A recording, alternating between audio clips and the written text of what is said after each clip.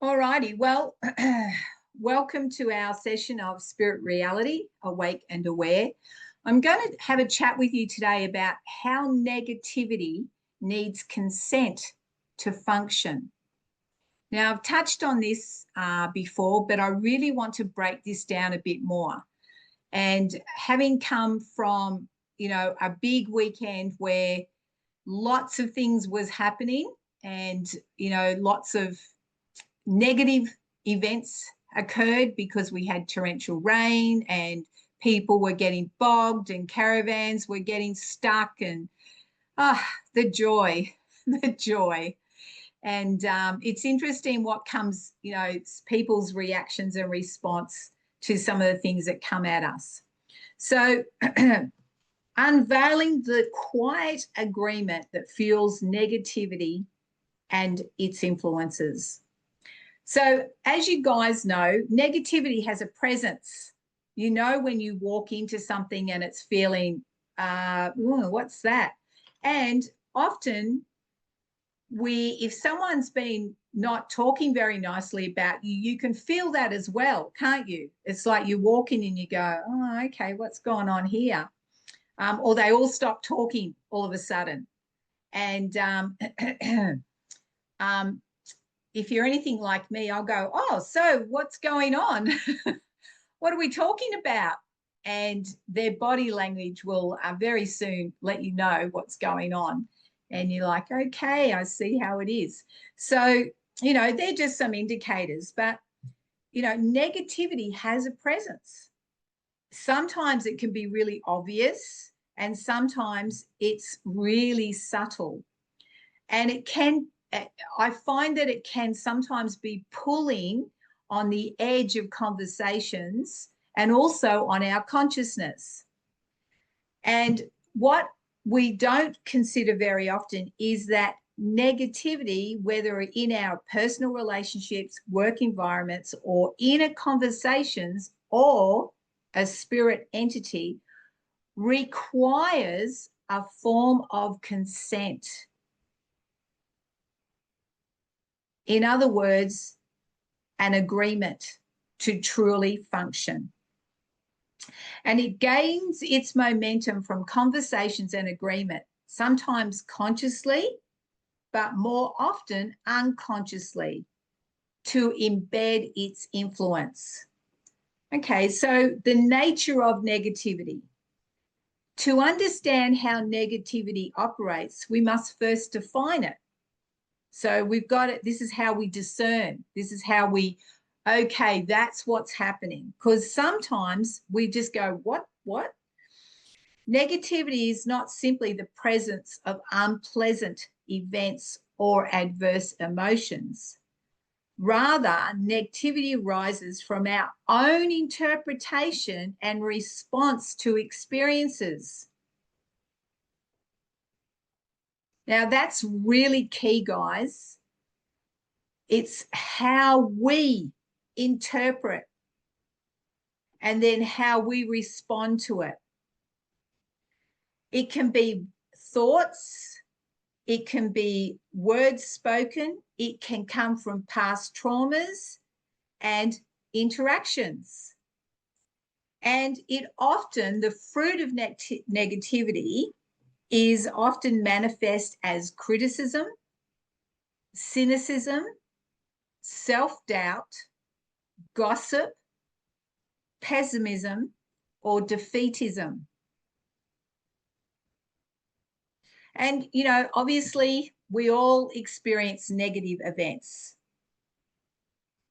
Things happen. That's just how it is. But the persistence and the power of that negativity or that negative event often depends on how it is received and whether it is allowed to take root and grow. Now, I want to touch here too that negativity can also be a spirit or an entity. And it can look to influence and to be entwined within the manifestation of the conversation which is gossip. Does that make sense? I'll go a bit further. The dynamics of consent. Consent is context can be unaware. Now, often with everything that's been going on, we've been talking about, the offer. The offer. Do you consent? In other words, do you agree? Do you allow this to happen? And it's not always, again, a spoken agreement to allow negativity into our minds and lives. Rather, it can be self-talk. How many of us talk to ourselves in a negative way?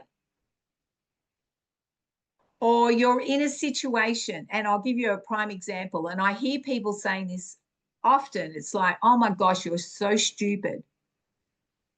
I think that's a negative word. And if you keep agreeing with the fact that you are stupid, that will actually grow in momentum in your life. Now, what's really interesting about this, because it's an energy and a frequency, you will start to find in time that that's how people will refer to you. They'll go, oh, you're so stupid.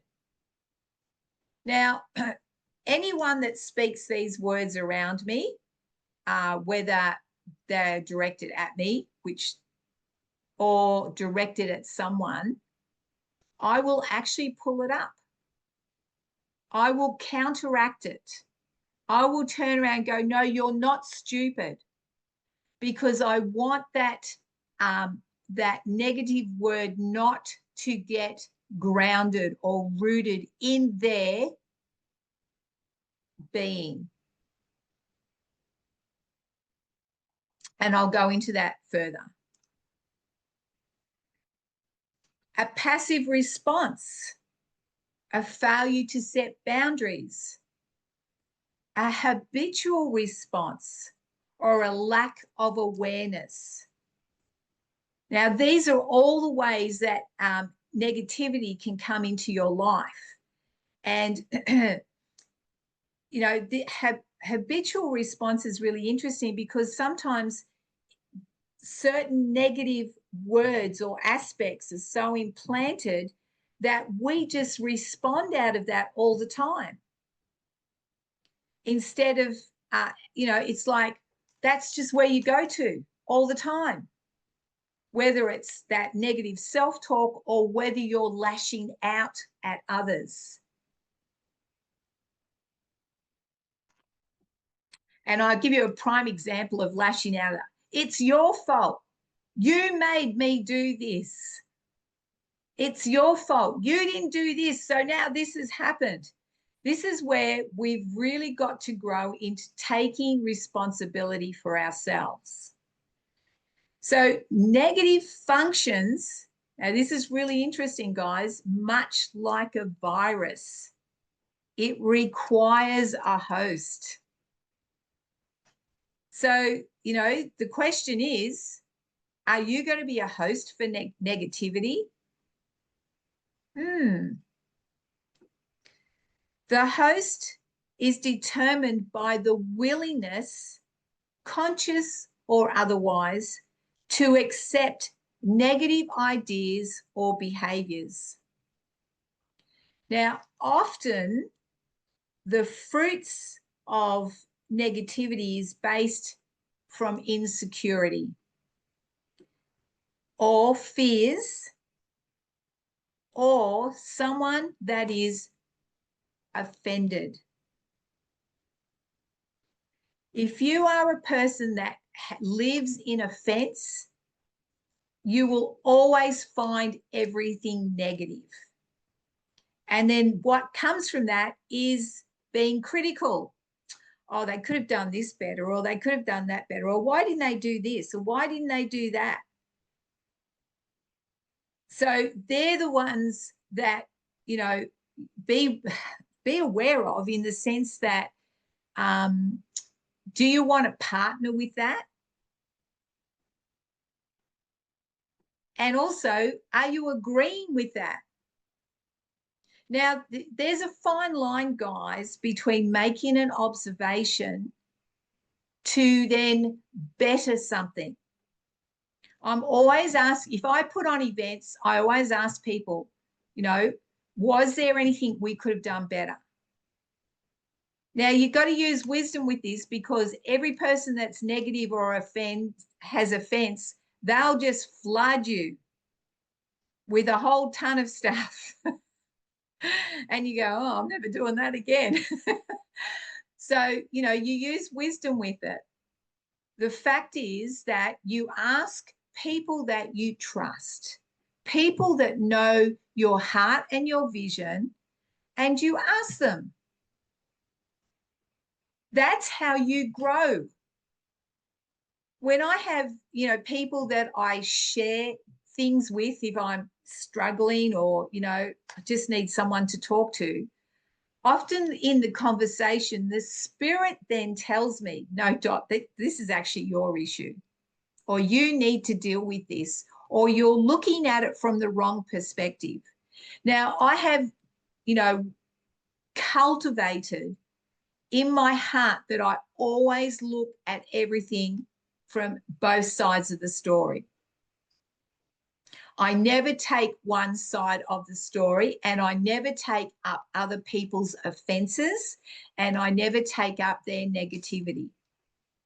I stay neutral, but not in a sense where I don't respond. Because remember, silence is when you are agreeing. It's acquiescence. It's like, yep, I'm agreeing with that without even opening your mouth. So there are ways to navigate this and to come from continual love and understanding. And I'll break that down a bit more. So with everything, we have the choice to engage. Now, a lot of people, you know, I used to call them pity parties, and, you know, people get together. And to be honest, I found throughout, you know, time that a lot of, can I say, intercessory groups that, if you're familiar with that term, or gatherings, they became gossip sessions disguised under, oh, we're praying for them. And it used to go, oh my gosh, to me, and I have stated this before, that's like witchcraft. That's not intercessory prayer.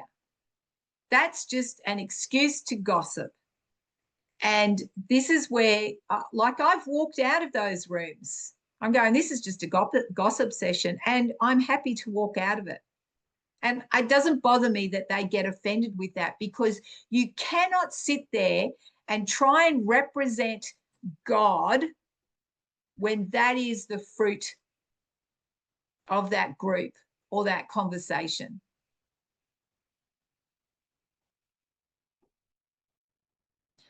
Now, there's a fine line here. There are some things that happen in your life that you need to vent.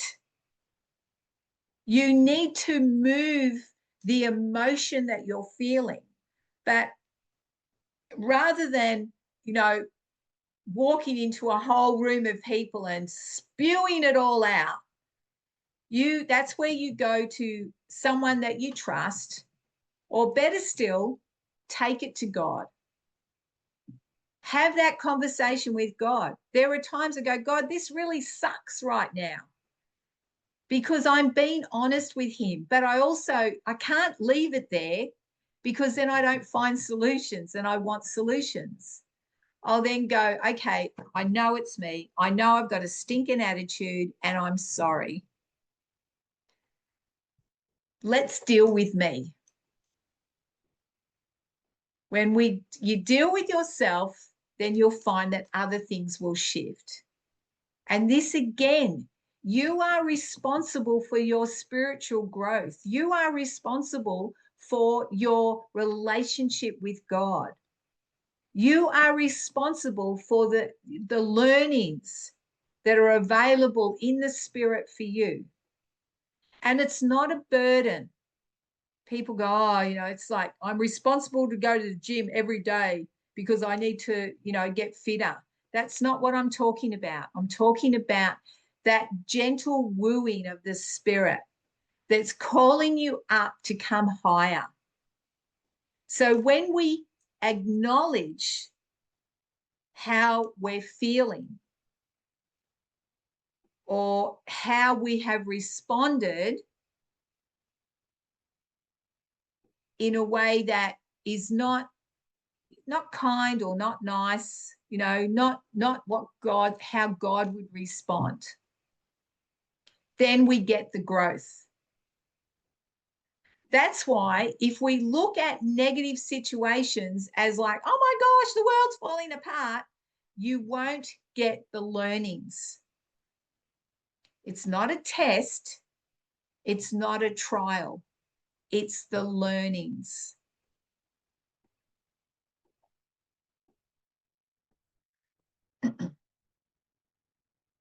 So let's talk about passive consent.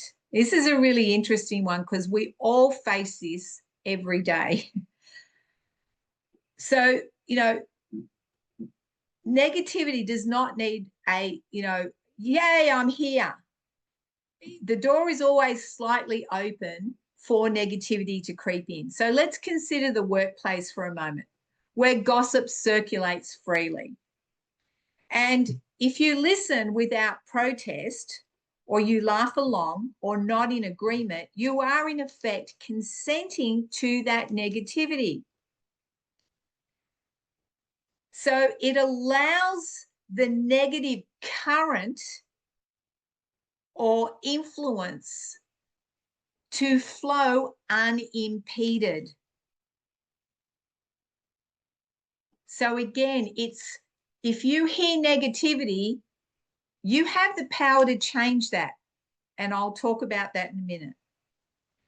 Active consent, the choice to engage.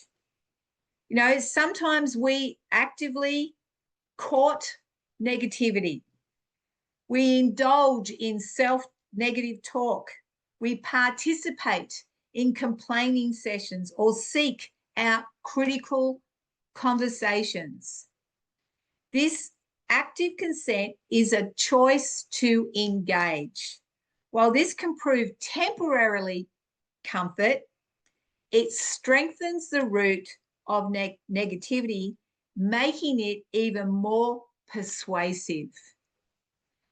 So in other words, if we're agreeing with it, if we're joining in and we just let it flow, then it just continues. Now, it's like the spiritual law is where two or more agree. What does it say? Where two or more agree, it happens. This is a prime example of cursing other people. We're agreeing in the spirit. So then that negativity is more persuasive in the spirit realm and can go and look to take that person out or impede them from growing in what they are meant to be. So let me give you an example. If you continually tell your child that they're going to end up in jail and it's continually spoken to them, guess what the fruits are? They end up in jail. Now, that's a pretty extreme example, but I've seen it happen. So I was, one of these mums that if anyone said anything negative to my kids, I would counteract it straight away. I would just go, no, don't say that. And they would go, what? I'm going, no, that's not who he is. That's not who she is. This is who he is. This is who she is. Simply because as, mums or as parents, we need to know who our children really are. Know what beats on the inside of them. Know the calling and the blueprint that God has put on them and speak to it. Draw it out. Make the agreement with God. God, I agree with the plan and purpose that you have for my daughter, for the giftings that she carries, for her abilities and talents. You know, I agree that she has a beautiful heart, and she does. So these are the things that we can cultivate by and negate negativity. For too long, we have seen people tossed to the curb because they didn't fulfill our expectations, or in a sense, our, you know, what we thought they were meant to do or be for us. So let me expand on that, particularly in a marriage situation. Often, if you've come together without having the awareness or the, you know, the relationship with God, often we'll look to the other person to fulfill your needs or your wants or your desires. That's not their job. Their job is to co-create with you. In other words, where two or more agree, it shall be done. So if you're agreeing on each other's success and the success that we're doing together, then it is done. There's a big key there, guys. If we're partnering, like Jenny and I are partnering to host this chat, this Zoom together, we're in agreement. Now, if Jenny decided, I don't want to do this anymore, then there's no agreement. Not that she would ever do that. But do you know what I mean? If there was disruption between us, if there was negativity between us, this wouldn't work. And not only that, you guys would feel it. You would feel the negativity. You would feel the tension. And you'll be going, oh, what's with that? And especially even more so now as people are becoming more and more aware and more awake of the spirit realm, of what's happening, of the influences, the frequency, the energy. And if you walk into something really negative, please have the boldness to step out of it. Don't partake in it. You need to do that for your own self. There are things that I've had to walk away from because the negativity was destructive and detrimental. And that person would not change. And it was like, well, I can't live under this anymore. I can't live with this. I can't partner with this anymore because it's life-sucking. It's, you know, just drains you. It's always hard work. It's always like feeling like you're pushing a rock uphill because that's the energy in the spirit. So let's have a look at some of the mechanisms of negative consent. And this is really interesting as well because socially, the stuff on Facebook, the stuff on TV, the stuff that's coming through the news, well, when negativity is spread, you know, widespread, you know, and people accept it as the norm, like the news, oh my gosh. I remember as a kid, every night we'd have to sit down and watch the news, and you would have for half an hour, right? 27 minutes was all the woes and the negativity that goes on in the world. And then the last 3 minutes was always about a puppy or, you know, a happy story, because they have to end it somewhere, otherwise we'll all be too depressed. Now, the reason that they did that was that so you would be content with your life. They will give you 27 minutes of negativity for you to go, wow, I've got it good, haven't I? I work 9 to 5, I'm on the treadmill. That's why they designed it that way. And then there's a happy little puppy story. Someone found a puppy or got a puppy out of a drain, or, you know, something like that. I do not watch the news, you know, particularly in the way that things are happening in both realms. You know, there's a lot going on, guys. I read headlines because it keeps me aware, and sometimes it can confirm what I've been doing in the spirit realm, or things that I've been shown in the spirit, but that's pretty well it. I don't read the whole lot. I don't need to. A headline is enough for me. I get it straight away, the gist of it.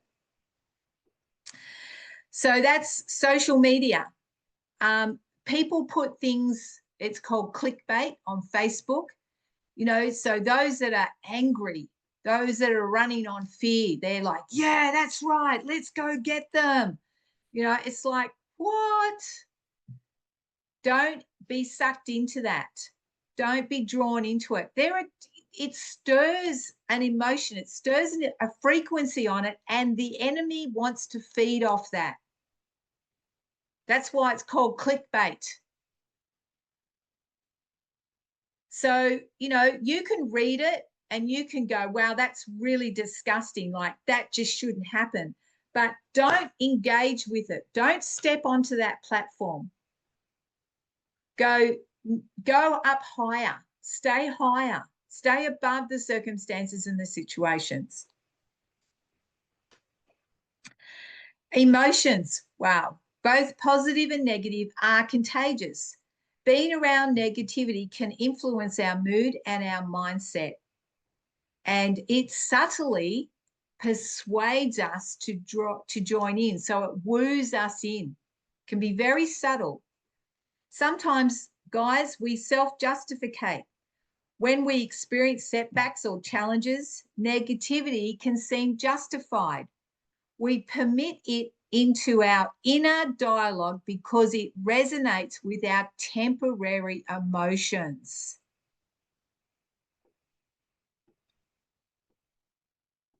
So an example of that is you feel rejected.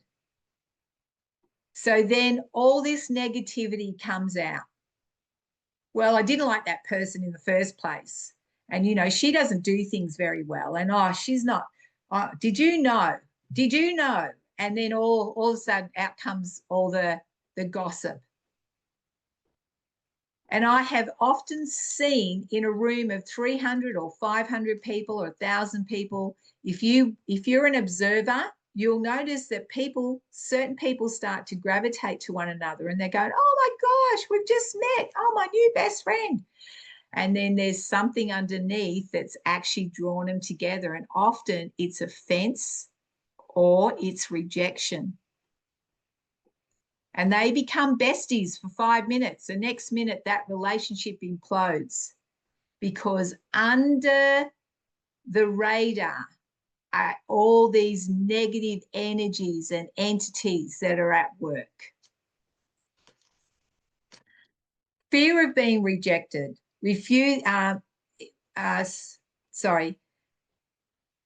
often a fear of rejection causes negativity. So how this works is that I'm going to get in first before they get to me. In other words, I'm going to say something negative about them before they can say anything negative about me. Now, this is really interesting because what you're actually saying, what happens in this incident, and I see this time and time again, people will start spewing out what they think of somebody. But really, they're telling you who they are on the inside.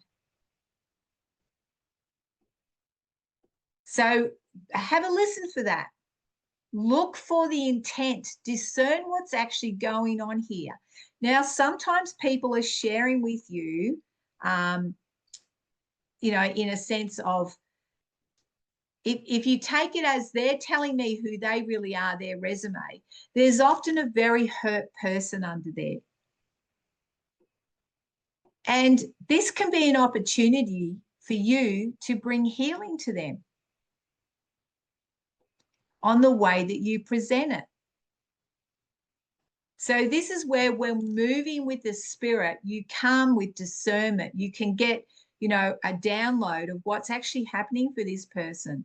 And when you come from that place where you're always wanting to bring, healing or breakthrough for somebody, then you're able to speak into their life and bring a shift, bring a different perspective. Because what happens is, when you counteract that, that fear of rejection, which often there is rejection already there, and fear is already there, so the two are working hand in hand. What often happens is you can start to speak positive to the person. Now, I'll share with you a key. When you start to speak positive to somebody, they'll deflect it. Because they can't, they don't feel that about themselves, so then they can't receive it, so they'll deflect it. They'll go into, no, it's all good, they actually did it. This is when you're, wanting to come with the positive to someone. So does that make sense? It's like you want to encourage or, edify someone. It becomes a deflection. It's like when you pay them a compliment, they're going, oh no, it wasn't me. And here's a really good one. Oh, it was just Jesus. And you're like, what? It can't be just Jesus, because you're the one that was doing something really good, and it's like, what? In other words, you have to partner with God for these beautiful things to happen. But you can't just go, oh no, it wasn't me. That is false humility. And what is hidden is they do not see themselves with any self-worth. They don't know who they are. And they're the ones that will struggle the most with that negative talk, or that low self-esteem, or that lack of worth. And as we've talked before, negativity can be a spiritual, generational aspect to a family line. It can be a cultural attribute, and it lingers, looking to bring destruction. So, breaking the cycle, withdrawing consent. Well, I laughed when I was writing this, because I was like, yep, I share this with you. No, that's not happening. That's me withdrawing my consent. That's like, no, not happening, not on my watch. No, I don't. In other words, I'm not agreeing with that. And I have shared with you, like, sometimes I will say it, but if I need to just do it in the Spirit, I will do it in the Spirit. Okay, it's the realization that negativity requires our consent is what is empowering, as we possess the power to withdraw our agreement, our consent to agree with it. And it brings with us the awareness and the reflection. So here's a really good example, guys. Leadership, management, parents, pastors, business owners, captains, any form of governance sets the tone for the workplace. Remember, I talked earlier about the gossip that goes on in the workplace. If you want to find the entry point, look at the management. Because whatever the head is, so will the rest be. That's the same as whatever you're thinking is what affects your physical body. What you think is what causes you to go into action. That's why part of this awareness and discernment and the reflection is realizing that don't react. Come from a response. A response is calmer. It's more thoughtful. It's more, yep, I've processed this. Now I know how to go forward. A reaction is, and everyone's freaking out. You know, like the house is falling down. So there's a big difference. And even that reaction that I just did, there's an energy on it that you kind of go, whoa, what was that? Because it's negative.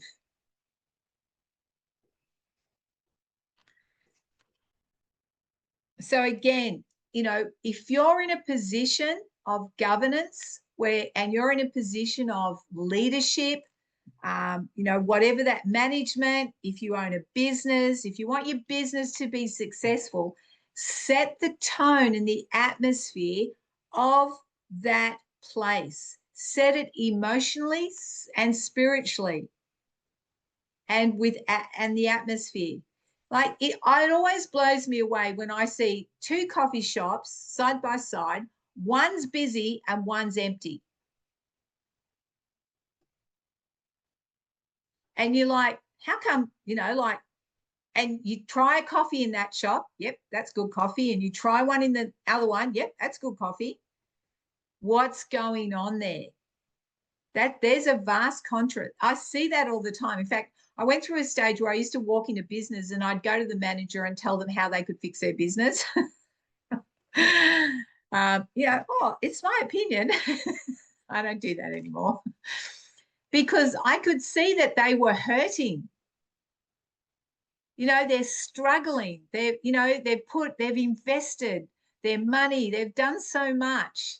And yet, because there's so much tension and there's so much negativity, people won't walk into it. They walk away from it. They'd rather have the coffee next door. Okay, got a different atmosphere. These are some of the keys. If you're going to start a community, whatever you're going to do, it's really important that the leadership or the owners set, you know, what it's going to look like. So the number one thing we need to do is cultivate awareness, which we talk about this all the time, guys. You know, if we become aware to how, you know, subconsciously we agree to things, we become more mindful of when and how negativity arises within yourself and around you. You can begin to see the subtle ways in which you agree with it and allow it to enter. Now, sometimes we agree with things completely unaware. It is so subtle. But if you start to grow in your awareness, it's like, oh, hang on a minute. Actually, I don't want that in my life. The other thing you can do is setting boundaries. In other words, excusing yourself from conversations that are fueled by gossip or cynicism, or openly, and I do this a lot, openly steering discussions towards more positive, constructive topics. You know, boundaries are internal as well as external. Refusing to indulge in self-negative talk is a powerful act of consent withdrawal. Right? Sometimes you got to go, stop it. I'm not going to think like that. Sometimes you need to capsulate those negative thoughts and render them powerless, because they can be a spiritual entity that's whispering things in your ear. It can be a generational thing, like I said before, that is on assignment. It's on assignment to keep that negative spiritual aspect in the family line. And again, this is where, be aware. If every time your family gets together and it becomes a big gossip session, there's the problem.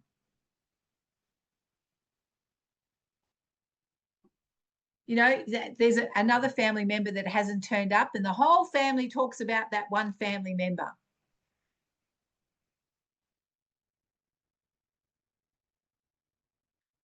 So be aware, set boundaries, refuse to indulge. Okay. Or, like I said earlier, counteract it. Start to bring out the person's good points. It's like, well, maybe, but she's really good at this, and she's got a beautiful heart, and she really does mean well. I think she's misunderstood more than anything else. These are the things that you do to counteract that sort of aspect.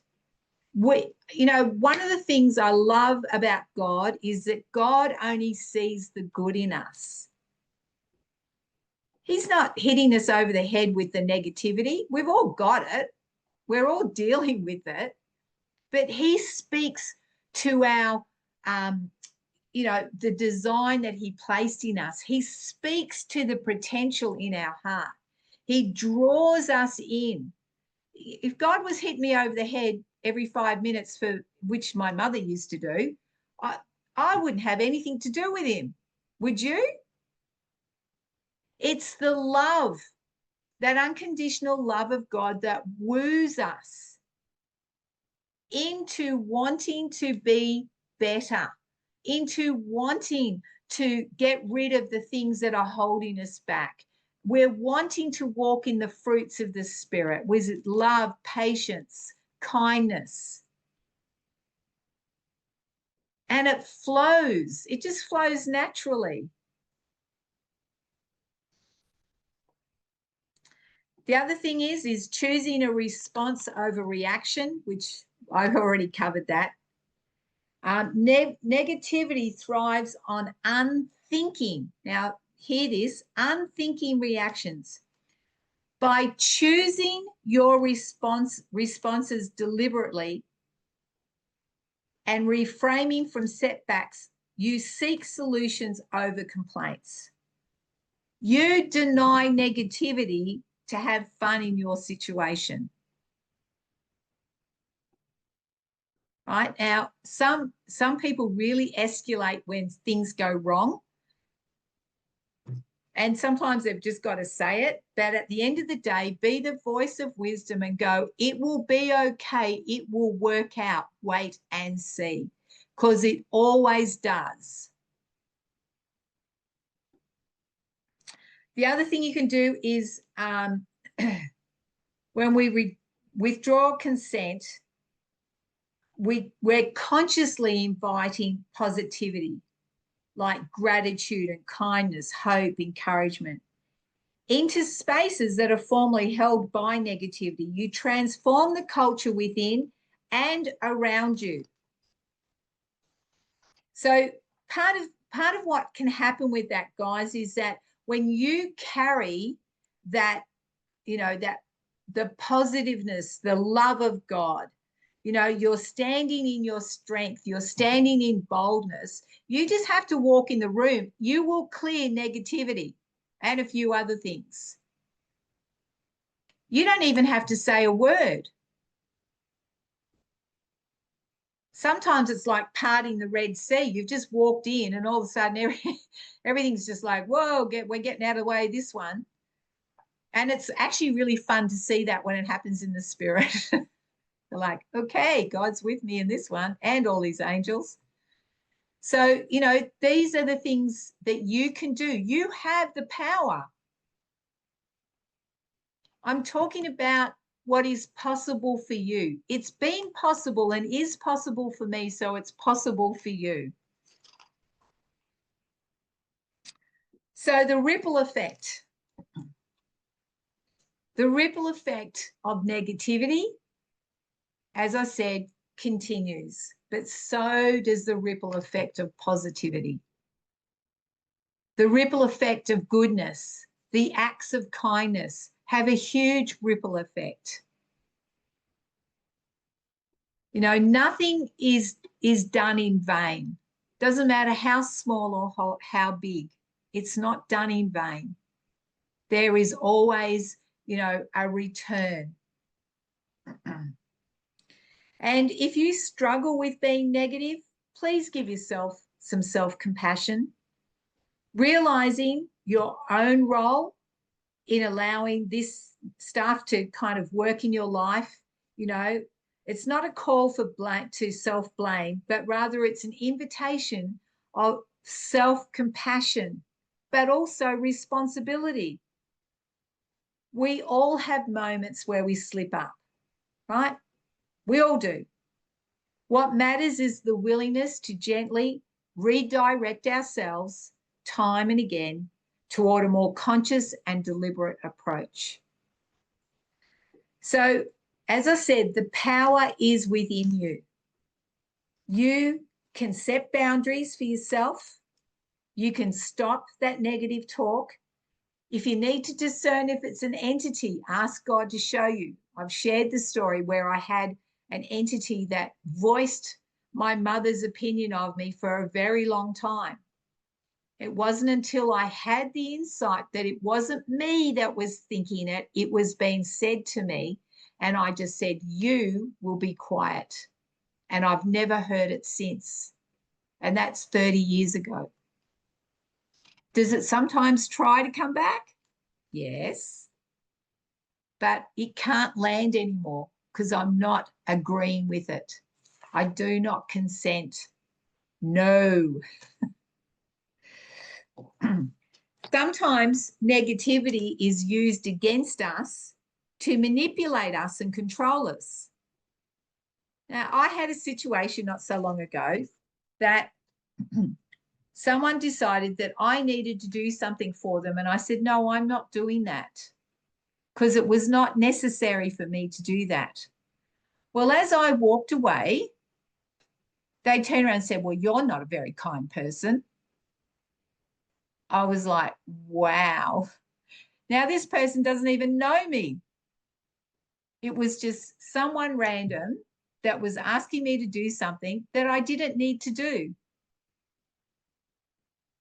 So in her eyes, I wasn't a nice person because I didn't do what she wanted. So be careful of that. Be aware of that. Don't get manipulated by negativity. She thought that if she told me I wasn't a nice person, that I would go, oh, I'm really sorry. Let me bow down to you and do what you're asking. But it didn't work. In fact, it nearly did the opposite. But I was like, no, I'm walking away. I chose to walk away. People that are incredibly negative need healing. They have underlying traumas and issues. And, you know, we're here to actually be there for one another, help one another, guide one another, encourage one another. If the opportunity opens for people to get help from you to bring healing, awesome. I personally don't go, okay, well, you need healing and I can help you with that. I don't do that because it's the Spirit of God that woos them. If you do that, you're doing it in your strength. You're doing it in your power. When the love of God flows through, people get set free. They get healed. If you're dealing with a negative entity, we have so many spiritual tools that can counteract that. And it is basically discerning, is this an entity? Is this a demon, to put it more bluntly? Then you can bind it. You can tell it to be quiet. But you do need to discern why it's there. Okay, is it something that you've opened yourself to, that it now thinks it can, be part of your life?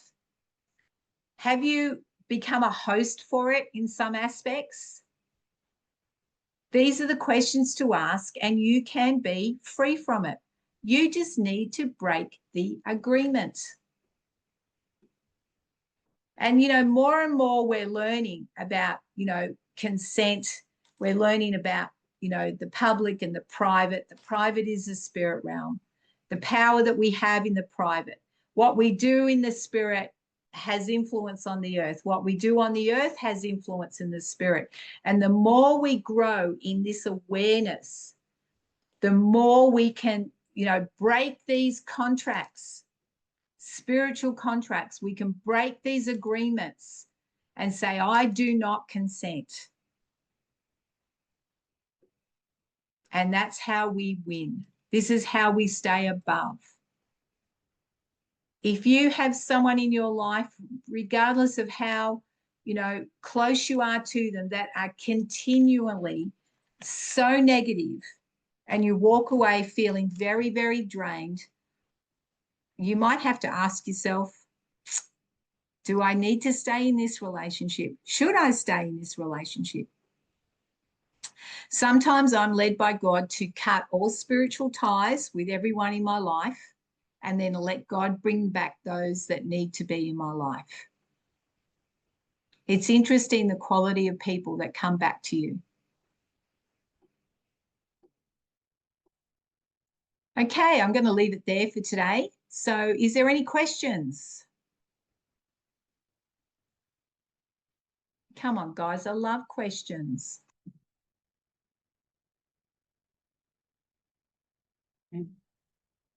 Could you leave us on a note when you said you would teach us how to respond to a negative person? And can you go through that one more time? When they start saying negative things about people or gossip, how do you shut that down? Okay, so there's a couple of ways. First of all, you can bind it, in case if you can't discern whether it's an entity or not, bind it. Right? I've had situations where people are just spewing out negativity, and I've bound the spirit, and they've stopped mid-sentence, and they've gone, and I'm like, that's interesting. Or the other thing you can do is, and now if you're dealing with an entity, this is always a little bit harder, because you're trying to bring the positive. So you're counteracting what they're saying. So they're saying, something not very nice about Jenny, and I'll go, but Jenny's got a beautiful heart, and Jenny has incredible gifts, and she can see in the spirit, and her heart is always wanting to do the right thing. But because they're offended, they're like, no, Jenny didn't do the right thing by me. So they're spewing gossip. Now, you can bind that spirit, but you can bind that conversation, or you can redirect that conversation, or you can counteract that conversation, right? You counteract it with the positive. You can redirect it by changing the subject. And in the midst of that, you're discerning, what are we actually dealing with here? Have I got a very hurt person that needs a breakthrough? If that's the case, and I'll challenge it. I'll go, well, wow, you sure that's just not because you're hurt, or you're disappointed because you had expectations on Jenny to do something for you, when actually that was not hers to do? So you start to bring in accountability so that they have to start owning, their attitude. Now, if they don't want to own their attitude, there could be pushback. You will get pushback, guys. They'll be going, well, who do you think you are? And I'm like, oh, I'm just asking the question. If you don't react and stay neutral, then you're always in the best position. Because if she goes, well, who do you think you are? And I went, well, let me tell you who I am. That is not going to solve the problem. In fact, it's going to exacerbate the problem. So and look, this works with children. It works with everybody. Okay. It's the way we come at people, whether it's approachable or not. So there's those three keys, Jenny. If it's an entity, you bind it. If you can redirect the conversation or change the subject, if you feel that you have a relationship with them where you can confront them, but nicely, like entice them into a conversation to go, hang on a minute, maybe the issue's yours, not Jenny's. Because we as people put a lot of expectations on others. In fact, we put responsibilities on other people that's not theirs. The responsibility is always yours and God's.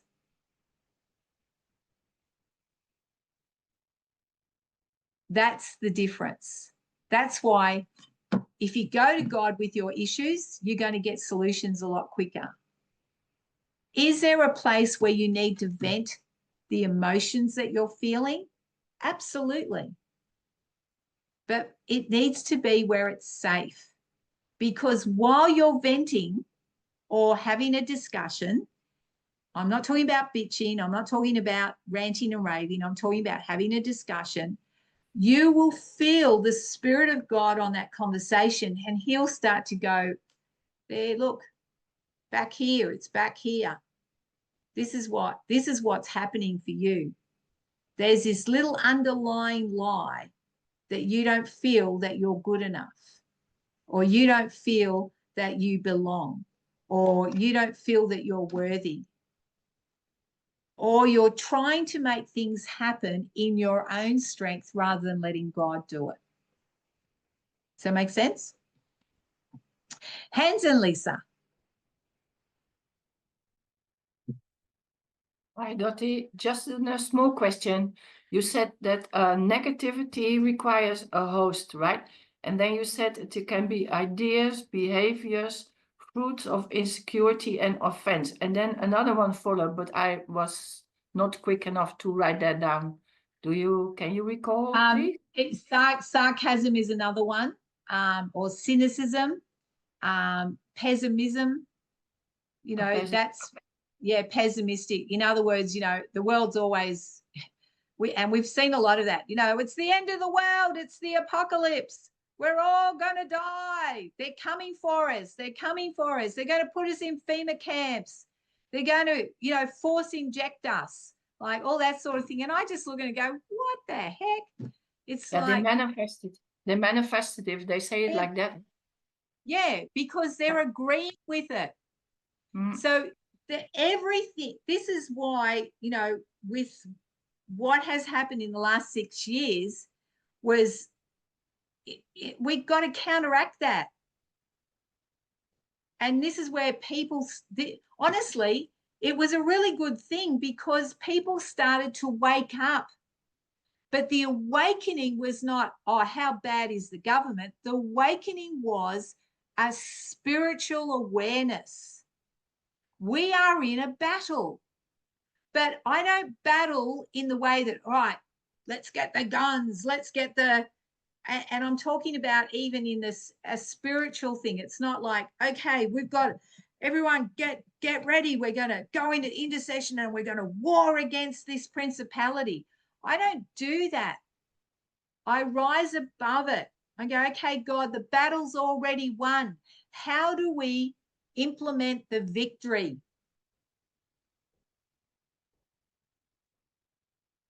That is the difference. And again, I'm going to refer to intercessory groups here, you know, like, oh, we've got a warfare.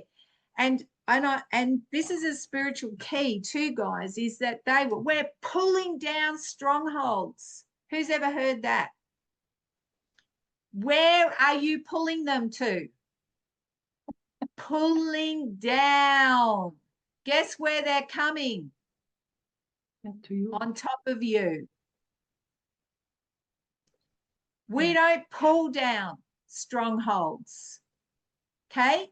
Because we are and then their lives are chaotic. Their lives are a mess. Stuff keeps coming at them and they're going, oh, God's testing me. I must be doing something right. And I'm just going, oh my gosh. That is not how it works. This is why I'm big on declaration, proclamation. We can bind, we can loose. Please don't pull them down. Don't pull them down onto the earth. We want them off the earth.